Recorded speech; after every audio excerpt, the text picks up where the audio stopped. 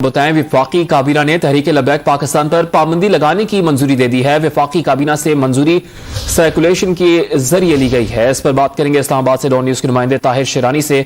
ताहिर, बताएगा मजीद क्या डिटेल सामने आई हैं? जी बिल्कुल, वजारत दाखिला की समरी पर आज वफाकी काबीना ने तहरीक लबैक पाकिस्तान पर पाबंदी की मंजूरी दे दी है। इंसदाद दहशतगर्दी एक्ट 1997 के रूल बी के तहत ये मंजूरी दी गई है।